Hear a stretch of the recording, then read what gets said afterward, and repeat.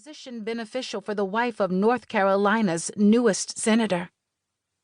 Byron leaned down and pressed a kiss to her lips.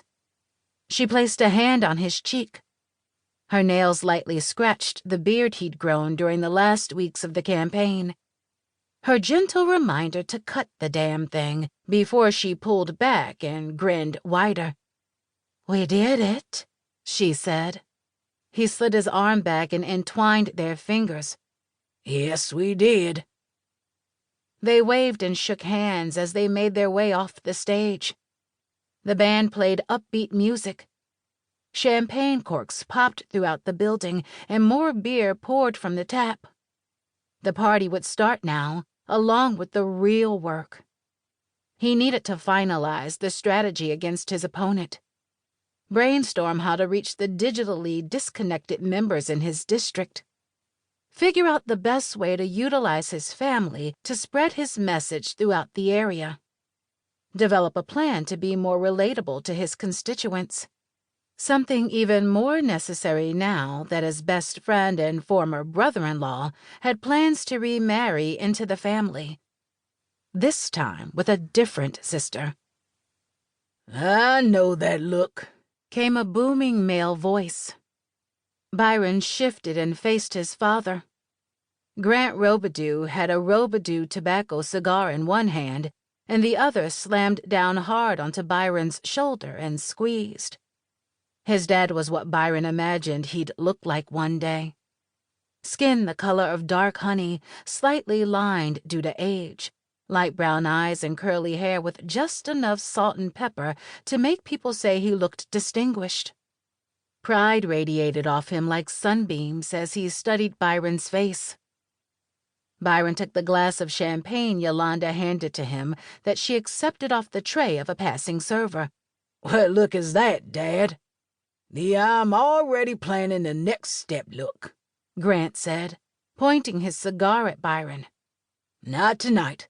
There's enough time for strategy tomorrow. Tonight you enjoy the win." He winked at Yolanda. "Enjoy the company of the beautiful woman at your side. The real fight is about to begin, but give yourself this moment to bask in the glory." Yolanda raised her glass and tapped it against Byron's. "I agree with that." Byron forced the massive list of things he needed to do to the back of his mind. Taking a second to enjoy this milestone wouldn't hurt. "Fine, I'll sit back and enjoy this win, but I'm starting early tomorrow." He glanced around the crowd and caught the fierce glare of his older sister. "Uh-oh." Grant's brows drew together. "Uh-oh? What's wrong?" "Elena is scowling. Do you know why?" Nothing good ever followed one of Elena's scowls. She'd just been smiling and clapping with the rest of his supporters. Grant's gaze shifted away. He brought the cigar to his nose and sniffed. "No idea. You're lying." Byron didn't hesitate to call his dad out. He loved and respected his dad more than any other man in the world, but he also knew when Grant was trying to keep something from him. "What happened?" Grant shrugged. "Nothing big. India and Travis ducked out right before your acceptance speech, and she's worried they've run off and done something stupid." Byron relaxed. "They're probably just getting out of here to spend a few minutes alone together. I don't blame them after we spent the last few weeks pretending as if they weren't together. You tell Elena to do exactly what you told me. Enjoy the win and strategize tomorrow." Byron wasn't concerned about his younger sister and best friend leaving his party early. They were crazy about each other, God help them, and they wanted to spend time together. Elena's being upset, well, that made more sense. Even though she'd given her blessing to India and Travis after discovering they were in love, the situation was still awkward as hell. "Why do I have to tell her?" Grant asked, sounding genuinely put out. Byron lightly hit his father's shoulder.